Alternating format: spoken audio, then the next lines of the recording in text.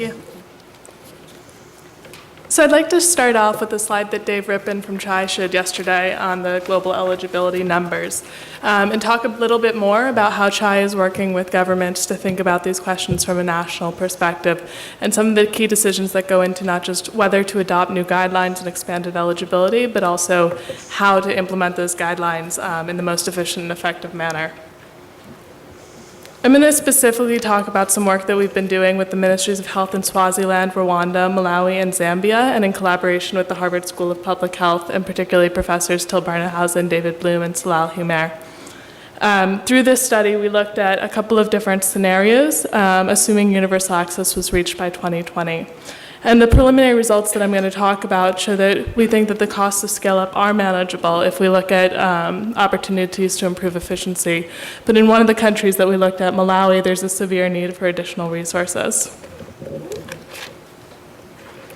So the 4 countries we looked at because we were already doing financing work in these contexts, and the governments were interested in examining these questions. We think of this, a lot of research has been presented here. We think of this actually as less like research and more as developing a decision-making tool. And this tool is going to continue to be refined over time and used by policymakers and decision-makers.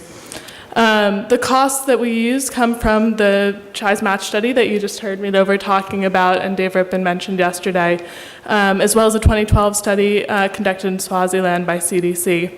The non-treatment costs came from ministries of health or were collected by our country offices.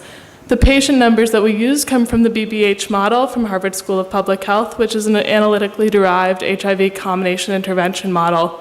And what that means is it takes into account the combined effects of treatment, as well as, in this case, male circumcision and condoms. We conducted scenario analysis sitting with decision makers and using a tool with many toggles and adjustments to look at different models of care and these questions of eligibility and retention and testing mix, which I'll talk about. And then finally, we conducted a gap analysis against available resources, looking to our resource mapping data. Each of these countries are collecting expenditure and budget data on an annual basis, with the exception of Zambia, where we use the most recent national aid spending assessment. So this is the match study that you've heard about today, the facility costing study. And I just wanted to caveat that the facility costing study that CHI conducted was done for facility-based treatment costs. That means it included commodities such as labs and drugs, as well as personnel time and infrastructure. But it's important to say what it doesn't include, which is the above facility costs. So we are not talking about supervision or supply chain or M&E, which are obviously critical costs. And what I'm going to show you, we're looking at what we know the most about, which comes from this study. So as Dave mentioned yesterday, we think that these costs are changing. They already have changed, and they will continue to change based on 3 different dimensions. I'm going to talk a bit more about how in our modeling we're accounting for each of these changes. First, the change in patient mix. We know that there will be some increasingly complex patients, particularly pediatric patients, that might cost more on a per patient basis.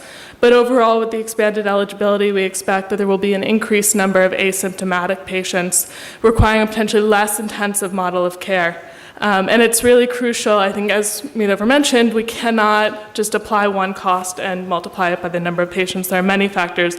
One of the factors is that not every patient is the same. So we've taken that into account in a few ways that I'll talk about here, but I just wanted to emphasize that the BBH model allowed us to look at changing patient mix across scenarios, across contexts, and different epidemics over time. So the first way we change these costs across patient types is commodity mix. The more complex patient is going to require more chemistry and hematology monitoring, for example. In addition, we expect that the mix of drugs and labs over time, as well as the prices, will change. There's a lot of uncertainty after 2015, so the results I'll show you will remain constant after 2015. But between now and then, we do expect some price reductions in ARVs, as well as change in the regimen mix. We also expect there will be an increased uptake of innovative lab technologies, such as viral load and point of care, and that overall costs might increase slightly. So we adjusted the cost per patient as well by models of care. We know that countries are already decentralizing care and that where patients are accessing treatment is changing, and particularly with these asymptomatic patients, potentially accessing treatment in more rural and remote clinics. The HRH work that we've done as part of this project is presented on a poster in the hallway, which I'd invite everyone to take a look at. But basically what it says is that across these different patient types, who they see is going to change, how often they see them, and for how long is going to change. And that's really critical to take into account when you're considering both your personnel and your infrastructure costs. In addition, countries are doing a lot to optimize these costs with innovative models of care, such as task shifting and multiple month prescriptions, where a patient comes into a clinic 4 times a year and receives 3-month prescriptions, which will obviously reduce your personnel time. A country like Rwanda is conducting home visits where each medically complex patient receives more intensive personnel time. So our preliminary results in 3 of these countries show that the costs that we're accounting for here, which include treatment, PMTCT, pre-ART palliative care, testing, as well as prevention services, including male circumcision and condoms, account for approximately 60% of the envelope. There are many important caveats here. The first one is that there are omitted costs, such as behavior change communication, that are crucial to any combination prevention approach, as well as orphans and vulnerable children, and there are other HIV-related services that need to be taken into account here.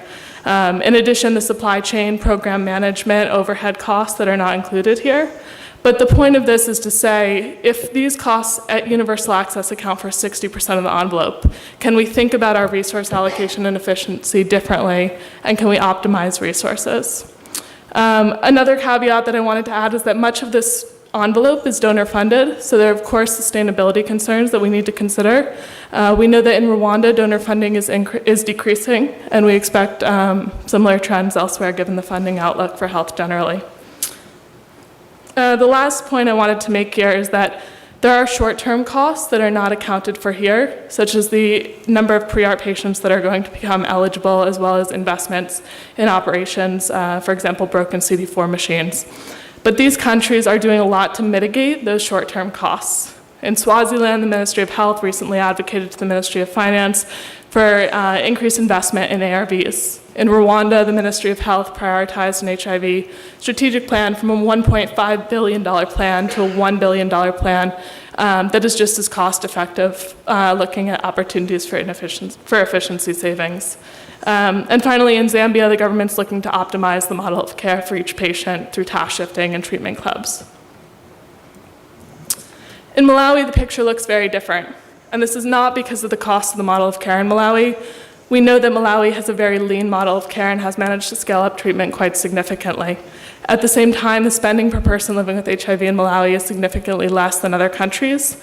Given this envelope and the fact that the country is one of the poorest in the world, and that these costs would account for half of resources right now in the health sector, there's a clear need for resource mobilization in Malawi.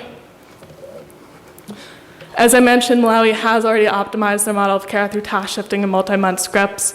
We included these optimizations in our costing analysis. In addition, we looked at some retention promoting interventions such as home visits. We found that these can make the cost of personnel and such fluctuate a little bit, but overall, if they increase retention, will have a huge impact on costs in the medium to long term. So this again goes to our point that there is a need to invest in the short term in retention promoting interventions in order to save money in the medium to long term. So I just wanted to end on the note that what we're seeing is that in 3 countries, these costs make up 60% of the envelope. There's an urgent need to examine our spending patterns and to look at efficiency if we want to continue to scale up treatment. But it is affordable and it is possible. Malawi will face the need for additional resources, and we're currently working with the government to advocate to the Ministry of Finance for additional domestic resources and also to secure their global fund application. There are, of course, caveats to this analysis, but nonetheless, they provide the hope that scale-up can be affordable. And lastly, I just wanted to add that governments are being incredibly proactive about these costs, and they know they're coming. And so what we really need is decision-making tools that are based on the available evidence that are accessible to policymakers. Thank you.